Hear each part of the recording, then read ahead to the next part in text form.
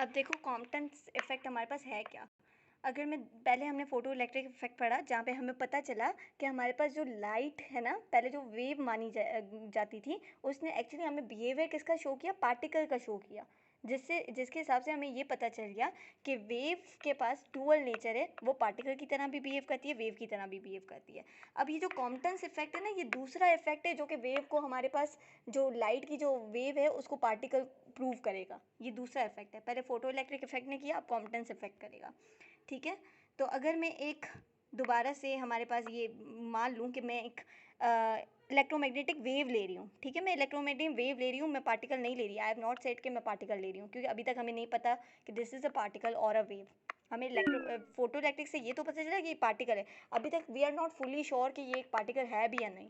इससे हमें और पता चलेगा। ठीक है, तो अब ये मेरे पास एक वेव है जो कि मेरे पास मूव करती जा रही है। ठीक है, और यहाँ पर फॉर एग्जांपल मेरे पास एक इलेक्ट्रॉन पड़ा है। ठीक है, ये मेरे पास मूव करती हुई जा रही है। जब इसने यहाँ पर हिट किया, जब यहाँ पर इसने हिट किया, तो हमें पता है ये जो हमारे पास ये कार्बन हमारे पास बॉक्स है, तो कार्बन बॉक्स में हमारे पास क्या होती है, पार्टिकल स्कैटर हो जाता है।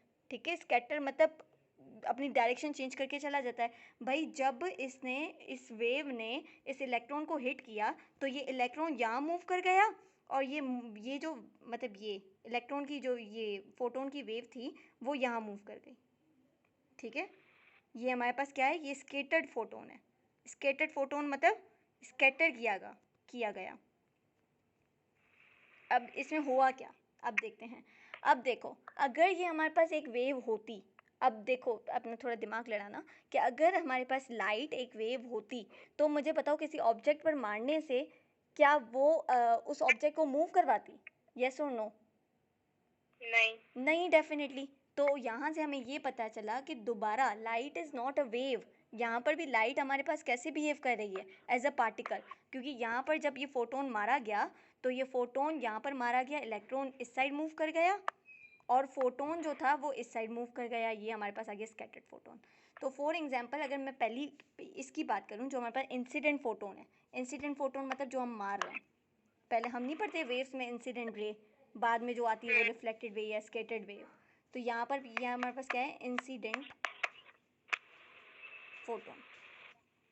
अब डेफिनेटली इसकी कुछ एनर्जी तो होगी। इसकी एनर्जी क्या है, एच म्यू या एच सी अपॉन लेमडा, यही हमने अभी तक पढ़ा है ना।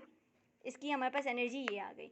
अब मुझे बताओ, पहले जो ये हमारे पास जो इलेक्ट्रॉन था, ये हमारे पास रेस्ट पर था, तो इसका रेस्टिंग मास क्या होगा, जो इलेक्ट्रॉन का मास है, राइट। इलेक्ट्रॉन का मास क्या होता है, 9.11 इंटू 10⁻31 की। ये हमारे पास क्या है, ये एक मास है हमारे पास, रेस्टिंग मास, और इसके पास इसकी एनर्जी क्या होगी, इसकी रेस्टिंग एनर्जी होगी, right, which is m0c²। E is equal to m0c²। हम पढ़ते हैं ना, E is equal to mc²। तो अभी यहाँ पर ये रेस्ट पर है, इलेक्ट्रॉन रखा हुआ उसकी बात हो रही है। हाँ, ये इलेक्ट्रॉन की बात हो रही है, क्योंकि इलेक्ट्रॉन इज अ पार्टिकल, तो हमने E is equal to H C upon lambda नहीं लिया। ठीक है, तो E is equal to m0c²। तो ये हमारे पास आ गई इलेक्ट्रॉन की एनर्जी। अब भाई यहाँ पर ये जो मूव करके गया इलेक्ट्रॉन, अब ये जो मूविंग इलेक्ट्रॉन है, तो इसकी एनर्जी क्या होगी, mc², क्योंकि अब ये मूवमेंट वाला इलेक्ट्रॉन है, तो मूविंग वाले की तो m होगी, m0 नहीं होगी, क्योंकि वो रेस्टिंग के लिए था, राइट। और यहाँ पर हमारे पास जो ऊपर था, जैसे कि फॉर एग्जांपल यहाँ पर मेरे पास देखो वेवलेंथ ज़्यादा है, एक वेवलेंथ, दूसरी वेवलेंथ, तीसरी वेवलेंथ, चौथी नहीं, वेवलेंथ यहाँ पर कम है, राइट। देखो क्रस्ट से क्रस्ट या टफ से टफ का डिस्टेंस देखो कम कम है ना, तो यहाँ पर मतलब वेवलेंथ हमारे पास कम है, वेवलेंथ इज कम। वेवलेंथ कम है तो एनर्जी और फ्रिक्वेंसी ज़्यादा है, राइट, एनर्जी और फ्रिक्वेंसी ज़्यादा है। और दूसरी स्कैटर्ड फोटोन की बात करूँ, तो क्या वेवलेंथ ज़्यादा नज़र आ रही है, बढ़ती हुई नज़र आ रही है। तो यहाँ पर हमारे पास वेवलेंथ बढ़ गई है, वेवलेंथ बढ़ गई मतलब एनर्जी कम हो गई, फ्रिक्वेंसी कम हो गई। ठीक है, अब देखो, तो ये हमारे पास स्कैटर्ड फोटोन एक एंगल बनाएगा, क्या यहाँ पर ये एक एंगल बनाएगा, ठीक है, ये इसने एक एंगल बनाया, एंगल बना रहा है।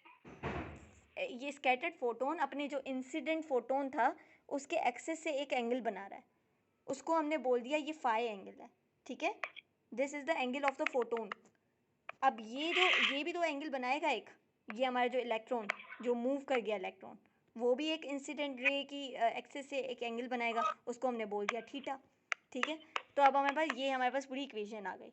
अब हमें क्या बोलते हैं कि हमें बोलते हैं कि कॉम्पटन शिफ्ट इन वेवलेंथ बताओ, कॉम्पटन शिफ्ट इन वेवलेंथ, क्योंकि देखो अगर वेवलेंथ चेंज हुआ है हमारे पास, पहले वेवलेंथ हमारे पास बहुत कम थी, फिर हमारे पास बढ़ गई, तो वेवलेंथ में चेंज आया ना। तो हम पढ़ते हैं कॉम्पटन्स जो ये हमारे चेंज इन लेंथ आएगी वो हमारे पास क्या होगी, कॉम्पटन शिफ्ट इन वेवलेंथ।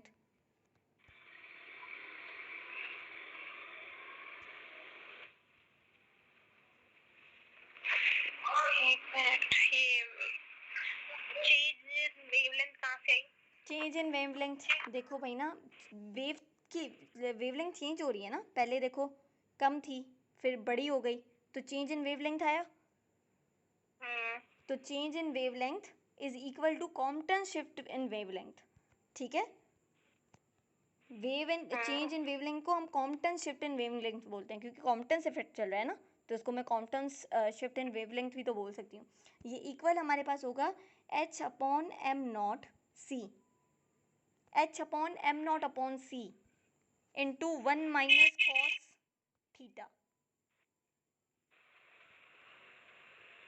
क्या मतलब है, ये h हमारे पास लांस कांस्टेंट है 6.625 into 10 to the power minus 34, M naught हमारे पास है mass, resting mass of electron, resting mass of electron, ठीक है, और वो कितना है 9.11 into 10 to the power minus 31 kg। फिर हमारे पास क्या है, ये c है which is speed of light, ये एंगल है जो कि एंगल ऑफ फोटोन है, ठीक है, बल्कि एंगल ऑफ फोटोन मैंने फाई लिया है तो यहाँ पर भी फाई कर लेते हैं, ठीक है। ये समझ आया formula, h upon M naught c into 1 minus cos phi. अब क्योंकि यहाँ पर देख, क्यों आया? हाँ एंगल है ना, एंगल, एंगल देखो, अब हमें पता है कि ये जो हमारे पास वेव जाएगी, स्कैटर्ड इलेक्ट्रॉन जाएगा, वो यूं करके जाएगा, और हमें पता है क्योंकि ये एक वेक्टर क्वांटिटी है, ठीक है, मोमेंटम होगा ना इसके पास कोई, तो मोमेंटम हमें पता है वेक्टर क्वांटिटी है, राइट, वेक्टर क्वांटिटी है। तो भाई अब मैं इसकी ब्रेक डाउन कर सकती हूँ, जब हमारे पास कोई भी वेक्टर क्वांटिटी है मैं उसको उसके रेक्टेंगुलर कंपोनेंट्स में ब्रेक डाउन कर सकती हूँ। एक इसका कंपोनेंट बनेगा ये, एक इसका कंपोनेंट बनेगा ये, हमें ये वाला कंपोनेंट चाहिए एक्स एक्सिस वाला, ठीक है, क्योंकि मैं इसको यहाँ पर शिफ्ट करवा रही हूँ, तो मुझे ये वाला चाहिए, तो ये मैं कैसे निकालूंगी, x is equal to cos theta, ये हमारे पास होता है ना आर कॉस थीटा, तो यहाँ से हमारे पास कॉस थीटा है, ठीक है। तो अब देखा जाए तो h अपॉन एम नॉट सी, h upon M naught C ये पूरा का पूरा कांस्टेंट है, ठीक है, जिसको हम बोलते हैं कॉम्पटन्स वेवलेंथ। ये h upon m not c को, हाँ कॉम्पटन्स वेवलेंथ, तो 1 माइनस कॉस थीटा भी तो है, उसको इंक्लूड नहीं किया। वो कॉम्पटन्स शिफ्ट इन वेवलेंथ है, यहाँ पर ये सिर्फ कॉम्पटन्स वेवलेंथ है, वो शिफ्ट आ रहा है, वो चेंज आ रहा है, चेंज इन वेवलेंथ है वो, यहाँ पर सिर्फ वेवलेंथ है, ठीक है, इज इक्वल टू ये हमारे पास आ गया h एम नॉट सी, और इसकी पूरी की पूरी, क्योंकि ये कांस्टेंट है पूरा का पूरा, h की वैल्यू हमें दी हुई है कांस्टेंट है, m नॉट भी कांस्टेंट है, हमेशा सेम ही मास रहेगा, और c भी डेफिनेटली सेम रहेगा, स्पीड ऑफ लाइट, तो इसकी पूरी वैल्यू होती है 2.42 into 10 to the power minus 12 metre. ये है हमारे पास कॉम्पटन्स वेवलेंथ, हाँ 2.42 into 10 to the power minus 12, ठीक है। तो मैं बोल सकती हूँ कॉम्पटन्स शिफ्ट इन वेवलेंथ मतलब change in lambda is equal to h upon M naught C which is Compton's wavelength into 1 minus cos phi, where phi is the angle of the photon which it is making with axis of the incident ray, incident photon। ये हमारे पास equation है जो कि definitely आपको याद करनी है, इसकी जगह आप ये भी याद कर सकते हो Compton shift in wavelength is equal to Compton's wavelength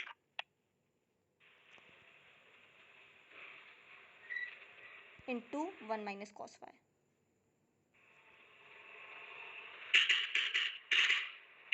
क्योंकि h अपॉन mc इसकी तो बराबर है। समझ आया ये? हाँ। अब देखो, हमने बोला था, और मैं वहाँ पर बिल्कुल सही थी, जहाँ पर हम फोटो इलेक्ट्रिक इफेक्ट बात कर रहे थे वहाँ पर अल्ट्रा वायलेट इलेक्ट्रोमैग्नेटिक रेडिएशन ही यूज़ हुई थी। यहाँ पर हमारे पास थोड़ी ज़्यादा चाहिए हमारे पास एनर्जी वाली, क्योंकि अगर हम इसको थोड़ी ज़्यादा एनर्जी वाली यूज़ करेंगे तो ही तो हमारे पास ये इलेक्ट्रॉन के ऊपर हिट करेगा, थोड़ी अपनी इसको एनर्जी दे देगा। इसको भी तो काइनेटिक एनर्जी मिल रही है ना। वो कौन दे रहा है? वो यही तो दे रही है इलेक्ट्रोमैग्नेटिक रेडिएशन, जो हमने इंसिडेंट रे पर मारी थी, इंसिडेंट रे एज अ मारी थी। तो थोड़ी काइनेटिक एनर्जी इसको मिल गई, और इसकी काइनेटिक एनर्जी फिर देखो कम हो गई ना, इसकी एनर्जी कम हो गई। क्यों कम हुई? क्योंकि इसने अपनी एनर्जी थोड़ी इलेक्ट्रॉन को मूव करवाने में यूज़ कर ली थी। तो मैं बोल सकती हूँ पूरे के पूरे इलेक्ट्रॉन की energy which is E is equal to H C upon lambda, equal किसकी किसके हुई? इसको मूव करवाने के लिए, मतलब kinetic energy of the electron के राइट, और plus kinetic energy of the scattered photon, या energy of the scattered photon. Electron की एनर्जी बराबर है इलेक्ट्रॉन के मूव कराने में। इलेक्ट्रॉन की एनर्जी नहीं बोला मैंने, एनर्जी ऑफ फोटोन जो हमने पहले ली थी, इलेक्ट्रोमैग्नेटिक रेडिएशन, इंसिडेंट फोटोन, हाँ, उसकी एनर्जी बराबर है काइनेटिक एनर्जी इलेक्ट्रॉन को देने में, क्योंकि उसने क्या किया, अपनी एनर्जी को काइनेटिक एनर्जी एज ए दे दी इलेक्ट्रॉन को मूव करवाने के लिए, ठीक है, और खुद थोड़ी सी एनर्जी रख ली, जिसकी वजह से उसके पास एनर्जी कम हो गई। देखो ना, एनर्जी कम, पहले एनर्जी ज़्यादा थी, ठीक है। तो ये हमारे पास एनर्जी ऑफ स्कैटर्ड फोटोन। अब देखो, वहाँ पर हमने यूज़ किया था अल्ट्रा वायलेट इलेक्ट्रोमैग्नेटिक रेडिएशन। अब हमें थोड़ी एनर्जी ज़्यादा वाली इलेक्ट्रोमैग्नेटिक रेडिएशन चाहिए, तो हम यहाँ पर लेंगे एक्स रे इलेक्ट्रोमैग्नेटिक रेडिएशन, क्योंकि ये हमें पता है ये सेकंड हाईएस्ट एनर्जी रेडिएशन है, सेकंड हाईएस्ट। फर्स्ट हाईएस्ट कौन सी है भाई? गामा। गुड, ये सेकंड हाईएस्ट है। थर्ड हाईएस्ट हमारे पास अल्ट्रा वायलेट थी, तो थर्ड हाईएस्ट हमने फोटो इलेक्ट्रिक इफेक्ट के लिए यूज़ की। फिर हमने हाई एनर्जी, मतलब सेकंड हाईएस्ट एनर्जी हमने कॉम्पटन्स इफेक्ट के लिए यूज़ की है, जो कि है एक्सरेज।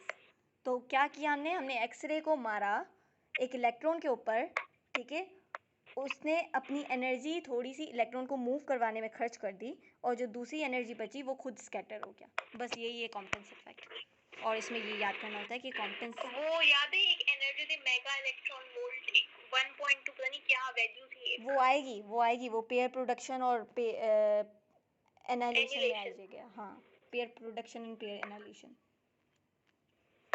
ठीक है, ये समझ आया? इसका 2-3 क्वेश्चन करें? भले। चलो, अभी क्वेश्चन ये कि X ray of wave length, जो भी, एक मिनट, लिख रही नहीं हूँ पूरा का पूरा क्वेश्चन, बस डेटा बना रही हूँ। X rays of wavelength lambda naught are scattered from a carbon block at an angle दिया हुआ है 45। यहाँ पे मैंने फाई बनाया है क्योंकि ये फाई हमें दिया हुआ है angle of the scattered ray, ठीक है, with respect to the incident beam. Find the shift in wavelength. Shift in wavelength बतानी है, इजी है। वेवलेंथ क्या दी हुई है? वेवलेंथ कुछ भी नहीं दी हुई ना, शिफ्ट इन वेवलेंथ बतानी है। तो shift in wavelength is equal to Compton's wavelength which is equal to 2.42 into 10 to the power -12 और 1 minus cos phi cos 45 degree. सही है। अब cos phi हमें पता है √2/2 के इक्वल होता है।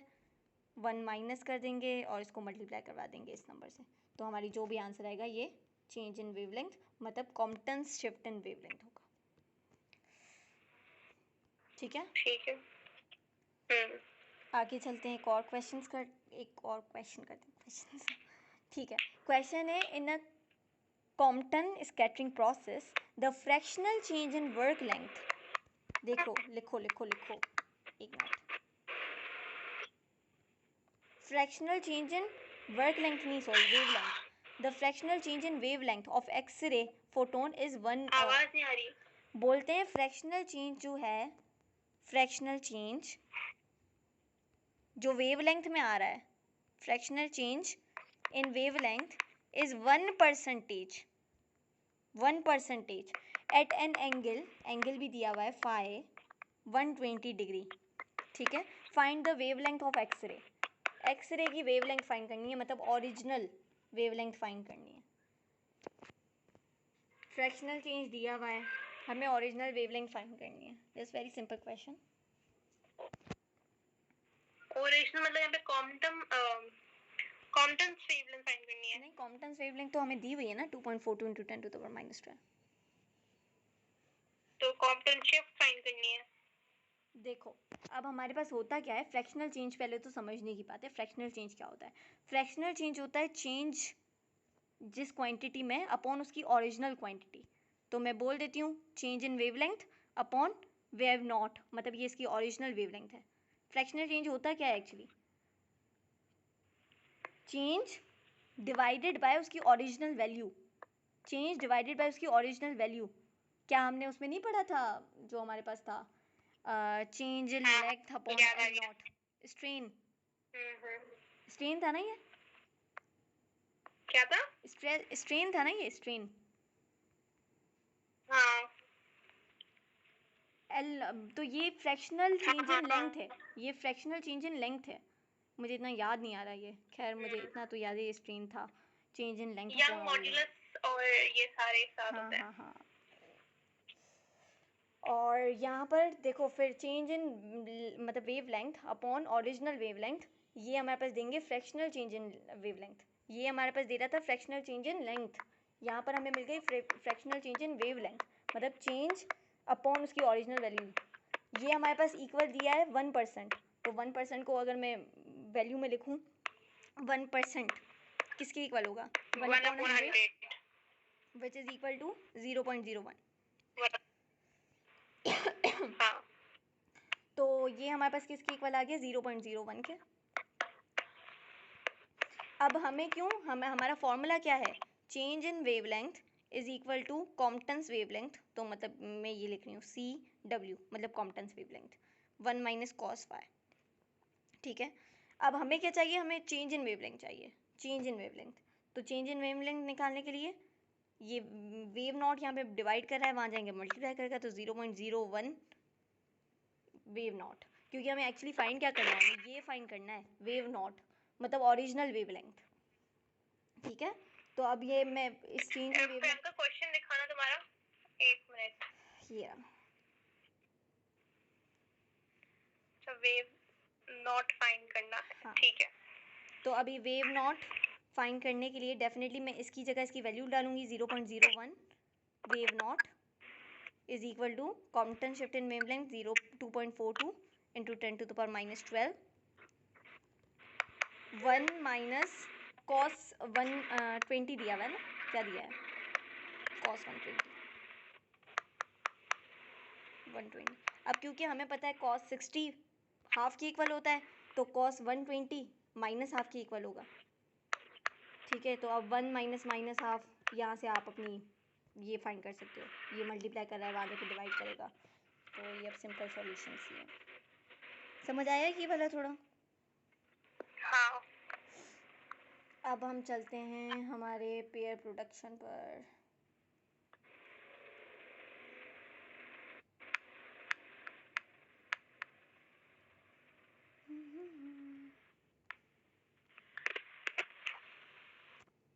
अब देखो पेयर प्रोडक्शन होता क्या, ये पेयर प्रोडक्शन अभी हम पढ़ेंगे इसको। इसमें तो कोई क्वेश्चन नहीं है ना कॉम्पटन्स वेवलेंथ में या कॉम्पटन्स इफेक्ट में, फोटो इलेक्ट्रिक इफेक्ट, कॉम्पटन्स इफेक्ट नहीं। चलो ठीक है, आगे बढ़ते हैं। पेयर प्रोडक्शन हमारे पास क्या है? अब फॉर एग्जांपल ये मेरे पास एक बड़ा सा न्यूक्लियस है जिसको मैं बोल देती हूँ हैवी न्यूक्लियस, ठीक है, अब मैंने यहाँ पे एक फोटोन मारा, ठीक है, एक फोटोन मारा। जब फोटोन ने हैवी इलेक्ट्रॉन को जाके हिट किया तो हमारे पास इसने दो पार्टिकल्स को दिया, और वो दो पार्टिकल्स कौन से थे? एक था इलेक्ट्रॉन, ठीक है, दूसरा है पॉजिट्रॉन। पॉजिट्रॉन, अब ये पॉजिट्रॉन है क्या? ये पॉजिट्रॉन सारी वो ही बिहेवियर रखता है जो कि हमारे पास इलेक्ट्रॉन का होता है, लेकिन यहाँ पर बस चार्ज डिफरेंट होता है। चार्ज के बिहेवियर से ये थोड़ा डिफरेंट है। तो इन दोनों का मास डेफिनेटली सेम है, 9.1 इंटू 10⁻³ kg, लेकिन इलेक्ट्रॉन का चार्ज -1.6 इंटू 10⁻19 कूलम है, इसका चार्ज +1.6 इंटू 10⁻19 कूलम है, ठीक है। हैवी न्यूक्लियस में क्या मारा है? हैवी न्यूक्लियस पर हमने एक इलेक्ट्रॉन की बीम मारी है, या एक फोटोन मारा है खींच के, इलेक्ट्रोमैग्नेटिक वेव मारी है। कौन सी वाली? यहाँ पर हमने मारी है, अब हमारे पास गामा रे मारी है,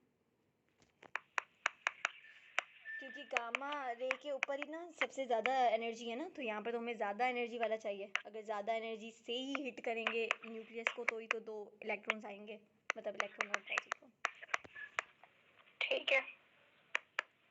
ठीक है। तो अब यहाँ पर हमें पता है इस इलेक्ट्रोमैग्नेटिक वेव की एनर्जी क्या थी? एच म्यू, E=h म्यू या hc/λ, ठीक है। इसकी एनर्जी क्या आई? इस पॉजिट्रॉन की, हम बोल सकते हैं कि पॉजिट्रॉन की एनर्जी आई जो भी है इलेक्ट्रॉन की एनर्जी, और यहाँ पर कोई है एनर्जी जो कि है पॉजिट्रॉन की एनर्जी, ठीक है। तो अब टोटल एनर्जी क्या हुई मेरे पास? टोटल एनर्जी ये हुई एच म्यू, ये एच म्यू है टोटल एनर्जी, राइट। ये मेरे पास क्या क्या आई? एक energy of the electron plus energy of the positron, ठीक है, जिसको मैं एज ए लिख सकती हूँ h mu is equal to, अब देखो इस इलेक्ट्रॉन की एक तो रेस्टिंग एनर्जी आएगी, एक काइनेटिक एनर्जी आएगी, राइट, पॉजिट्रॉन की, या इलेक्ट्रॉन की पहले बोल दो क्योंकि हमने इलेक्ट्रॉन लिखा हुआ है। तो इलेक्ट्रॉन की resting energy plus kinetic energy, ये इलेक्ट्रॉन की है, प्लस दोबारा पॉजिट्रॉन की resting energy plus kinetic energy, ये पॉजिट्रॉन की है, ठीक है। तो अगर हम यहाँ से दोबारा से डालें तो एच म्यू, क्योंकि हमें पता है ये हमारे पास दोनों का बिहेवियर सेम है तो इनकी एनर्जी भी तो सेम होगी, राइट। तो E naught plus kinetic energy of electron, मतलब के ई ये वाला, प्लस ई नॉट इसका, और काइनेटिक एनर्जी पॉजिटिव, ये सॉरी काइनेटिक एनर्जी है, ठीक है। अब ई नॉट 2 ई नॉट हो गया, 2 E naught plus kinetic energy of electron plus kinetic energy of positron, ये हमारे पास इक्वेशन आ गई टोटल एनर्जी की। तो हमारे पास ये टोटल एनर्जी किसके इक्वल होनी चाहिए? ये टोटल एनर्जी, तो के ई नहीं लिखा, 2 के ई क्यों लिखूं? काइनेटिक एनर्जी तो इनकी अलग होगी ना, रेस्टिंग एनर्जी इनकी अलग होगी, सेम होगी, काइनेटिक एनर्जी तो इनकी डिफरेंस होगी ना भाई। इलेक्ट्रॉन अलग काइनेटिक एनर्जी से मूव करेगा, पॉजिट्रॉन अलग काइनेटिक एनर्जी मूव करेगा। तो अगर मैं बोलूँ h mu is equal to 2, हमें पता है इलेक्ट्रॉन्स हैं तो इनकी रेस्टिंग एनर्जी क्या होगी? m0c², right, plus kinetic energy of electron plus kinetic energy of positron, ये हमारे पास दूसरी इक्वेशन आ गई। तो मतलब हमें वो एनर्जी चाहिए, इलेक्ट्रोमैग्नेटिक वेव चाहिए जो कि दो m0c² को प्रोड्यूस करे और थोड़ी काइनेटिक एनर्जी इलेक्ट्रॉन को दे और थोड़ी काइनेटिक एनर्जी हमारे पास पॉजिट्रॉन को दे, ठीक है। इतनी एनर्जी तो गामा में ही होगी। हाँ, अब देखो, अब काइनेटिक एनर्जी इसकी मैटर नहीं करती, क्योंकि हमें करवाना है हमारा पेयर प्रोडक्शन। अब उसको मूव करवाए ना करवाए डजंट मैटर, राइट, हमें प्रोड्यूस तो करवाना है ना। दो तो आवाज नहीं आ रही, अब आ रही है? हाँ। अब मैं बोल रही हूँ, हमें देखो हमें पेयर प्रोडक्शन करवानी है उसको। अब उस प्रोडक्शन के बाद उनकी मूवमेंट हो रही है या नहीं हो रही, ये हमारा वास्ता नहीं है, ठीक है। हमें सिर्फ प्रोड्यूस करना है, पेयर प्रोडक्शन हम पढ़ रहे हैं। तो मतलब मेरे यहाँ पर सिर्फ 2 पार्टिकल्स बनने चाहिए, 2 पार्टिकल्स बनने चाहिए। तो मैं बोलूँ मुझे कितनी मिनिमम एनर्जी रिक्वायर्ड है, तो मिनिमम एनर्जी मुझे कितनी रिक्वायर्ड होगी, 2m0c² के इक्वल होगी जी। मिनिमम एनर्जी जो कि मेरे पेयर प्रोडक्शन के लिए चाहिए वो कितनी होगी, बोलो। 2m0c² होगी, लेकिन जब हम काइनेटिक है ना हमें, तो हम उसको नहीं ले रहे, उसको इसलिए नहीं ले रहे क्योंकि मैंने बोला minimum energy that produces my pair of production. मेरा पेयर को प्रोड्यूस करवाने के लिए ये मुझे चाहिए, क्योंकि फिर उनको मूव करना है नहीं करना ये तो बात की बात है ना। अभी हम पढ़ रहे हैं पेयर प्रोडक्शन, मतलब प्रोड्यूस करवाना है हमें अभी तक सिर्फ। तो मिनिमम एनर्जी जो मुझे पेयर प्रोडक्शन के लिए चाहिए इज 2m0c²। हाँ। तो हमारे पास जो मिनिमम एनर्जी थी जो हमारे पास प्रोडक्शन के लिए चाहिए दैट इज 2m0c², ठीक है।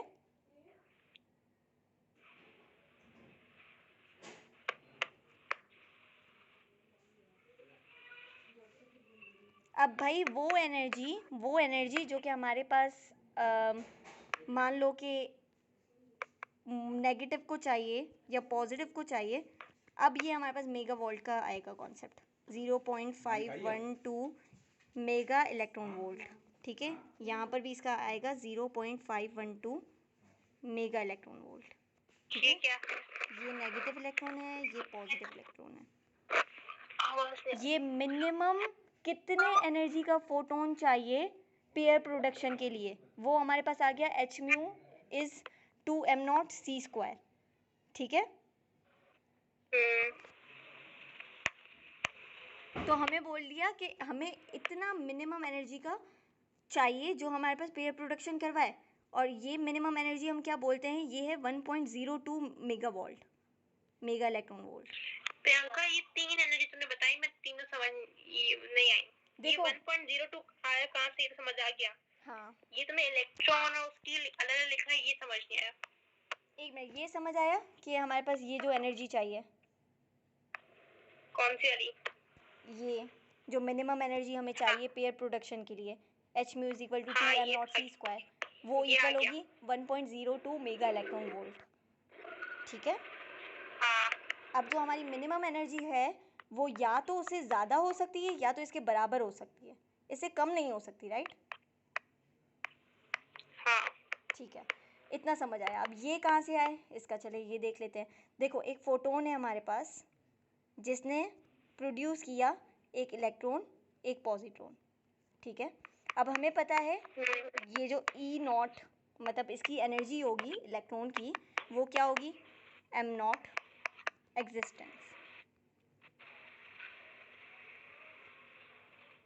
E0 m0 क्यों लिखा है तुमने? देखो, अब इसकी भी तो रेस्टिंग एनर्जी होगी ना, इलेक्ट्रॉन्स की भी तो रेस्टिंग एनर्जी तो होगी ना, मूव नहीं करवा रहे, मैं मूविंग एनर्जी की बात नहीं कर रही, I am talking about resting energy. तो इसकी रेस्टिंग एनर्जी किसके बराबर होगी, E0 m0c² के। हाँ, E is equal to m0c² के। अब क्योंकि हमें पता है कि m0 हमें किसके बराबर है, 9.11 इंटू 10⁻⁻31 kg, ठीक है। और हमारे पास वो किसके बराबर है, स्पीड ऑफ लाइट, वो है 3 इंटू 10⁸। इसको आप सॉल्व करवाओगे तो आपके पास टोटल निकलेगा 1512437 कुछ अजीब अजीब अजीब इलेक्ट्रॉन वोल्ट। इसको आगे आगे आगे आगे मूव करवाएंगे तो 0.512 मेगा इलेक्ट्रॉन वोल्ट। तो मिनिमम वो काइनेटिक एनर्जी इलेक्ट्रॉन और पॉजिट्रॉन की कितनी होगी, 0.512 मेगा इलेक्ट्रॉन वोल्ट इलेक्ट्रॉन की होगी रेस्टिंग एनर्जी। हाँ, पॉजिट्रॉन की भी होगी, और पॉजिट्रॉन और उसकी इलेक्ट्रॉन की तो सेम ही होगी ना, और क्योंकि हमें पता है मेगा 10 पावर 6 की इक्वल है, मेगा 10 पावर 6 की इक्वल है, तो ये देखो ना 1 2 3 4 5 6, तो 0.512, आगे लिखो ना लिखो कोई ज़रूरत नहीं है, तो 0.512 मेगा इलेक्ट्रॉन वोल्ट। समझ आया? पेयर प्रोडक्शन सिंपल है।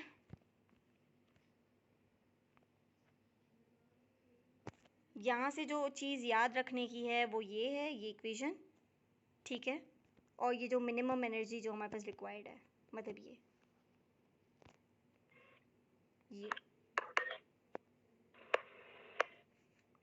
आगे चलें पेयर एनालाइजेशन के ऊपर।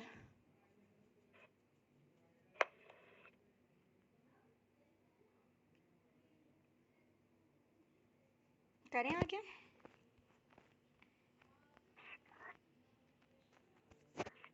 हाँ ठीक है, अब हम आ जाते हैं पेयर एनालाइजेशन के ऊपर। ठीक है। हाँ पेयर एनालाइजेशन, अब देखो वहाँ पर हम एनर्जी से मैटर प्रोड्यूस कर रहे थे, ऐसा ही था। पेयर प्रोडक्शन में हमने क्या किया, एनर्जी से मैटर प्रोड्यूस किया। एनर्जी मतलब इलेक्ट्रोमैग्नेटिक वेव मारी और यहाँ से हमें क्या मिला, मैटर मिला, दो पार्टिकल्स मिले और पार्टिकल्स मैटर होता है, राइट। तो एनर्जी से हमें मैटर मिला है। पेयर एनालाइजेशन में हमें क्या मिलेगा, हम मैटर मारेंगे और हमें एनर्जी मिलेगा, मतलब मैटर से हमें क्या मिल रहा है, एनर्जी मिल रही है। पेयर प्रोडक्शन में मैटर प्रोड्यूस हो रहा है, पेयर एनालाइजेशन में एनर्जी प्रोड्यूस हो रही है मैटर यूज़ करके, ठीक है। फॉर एग्जांपल अब दो इलेक्ट्रॉन आप लो, एक इलेक्ट्रॉन लो और एक पॉजिट्रॉन लो, एंटी पार्टिकल, क्योंकि these both are anti particles, इनका बिहेवियर बिल्कुल सेम होता है लेकिन इनका सिर्फ चार्ज डिफरेंस होगा, ठीक है। इनको मैं दोनों को कोलाइड करवाऊँ, ठीक है, जब मैं इन दोनों को कोलाइड करवाऊँगी तो मेरे पास ये जनरेट होगा, एनर्जी जनरेट होगी, जिसकी एनर्जी क्या होगी, एच म्यू, ठीक है। तो अगर आप एक पेयर ऑफ इलेक्ट्रॉन लोगे तो वो एक ही आपकी एनर्जी को जनरेट करेगा, दूसरे को मारोगे तो दूसरा आपके पास जनरेट करेगा, ठीक है। अब यहाँ से हम बनाते हैं, देखो energy of electron plus energy of positron ने हमें क्या दिया, एक एच म्यू दिया और दूसरा एच म्यू दिया, ठीक है। यहाँ से मैं क्या लिख सकती हूँ, एनर्जी ऑफ इलेक्ट्रॉन को मैं क्या लिख सकती हूँ, रेस्टिंग एनर्जी इसकी और इसकी काइनेटिक एनर्जी, फिर दोबारा इसकी रेस्टिंग एनर्जी और इसकी kinetic energy, E positive is equal to 2 H mu, ठीक है। यहाँ से ई नॉट हमें पता है ई नॉट किसकी इक्वल है, एम नॉट सी स्क्वायर, क्योंकि दो बार है तो दो लिख लो, प्लस के ई नेगेटिव और K E positive is equal to 2 H mu. अब ये देखो ये हमारे पास इक्वेशन आ गई, ठीक है। हाँ अब मैं यहाँ पर क्या बोलूँ कि मिनिमम मेरे पास एनर्जी कितनी प्रोड्यूस हो सकती है, 1.02 1.02 क्यों, 0.152 मेगा इलेक्ट्रॉन क्यों? वही सेम प्रोसेस है ना, आप दो को ले रहे हो, m naught c square, m naught आपको पता है 9.11 into 10 to the power -31 kg, c naught आपको पता है 3 into 10 to the power 8 metre पर सेकेंड, ठीक है। हाँ इनका आंसर है तो 1.02 आया था। 1.02 कैसे आएगा, कॉम्पटन के अंदर ना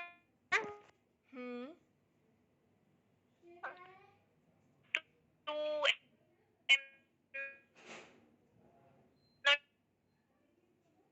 मुझे आवाज़ ही नहीं आ रही बिल्कुल भी, 0.2 मेगावाट के इक्वल नहीं है बिल्कुल। अब ये इसकी एनर्जी जो मिनिमम होनी चाहिए वो है 0.152 मेगा इलेक्ट्रॉन वोल्ट, मतलब इतनी होनी चाहिए, इससे ज़्यादा भी हो सकती है लेकिन मिनिमम कितनी, 0.152, हाँ ठीक है। तो मिनिमम कितने एनर्जी का फोटोन बनेगा, इतने एनर्जी का फोटोन 0.152। अच्छा ये कौन सी मतलब कौन सी इलेक्ट्रोमैग्नेटिक वेव गामा, निकलेगी गामा उससे? पेयर प्रोडक्शन और पेयर एनालाइजेशन दोनों हमारे पास गामा करवाता है, क्योंकि ज़्यादा एनर्जी चाहिए। ठीक है। ठीक है, अब यहाँ पर अगर देखा जाए तो पेयर प्रोडक्शन और पेयर एनालिसिस एक किस्म का अपोजिट है। सेम, हाँ अपोजिट ही है। वहाँ पर अगर हमने देखा तो हमारे पास ये जो था राइट हैंड साइड पे आ रहा था और ये लेफ्ट हैंड साइड पे आ रहा था। यहाँ पर हमारे पास ये राइट मतलब लेफ्ट हैंड साइड पे आया, ये राइट हैंड साइड पे आया। एक और चीज भी पूछनी है मुझे। हाँ, पेयर प्रोडक्शन के अंदर हमारे पास सिंगल म्यू और वो HV था और यहाँ पे 2HV है। देखते हैं। हाँ देखो, सिंगल ही आ रहा है। नीचे तो मैं 2 लिखा है उसके अंदर, पेयर एनालिसिस के अंदर। आना तो यहाँ पर 2 ही चाहिए। तो प्रपोजल कैसे हुआ? तुमने ना राइट साइड और लेफ्ट साइड सेम ही है। ये मैंने पढ़ा था कि लेफ्ट हैंड साइड और राइट हैंड साइड सेम आने चाहिए दोनों में, but I am not sure इसके लिए।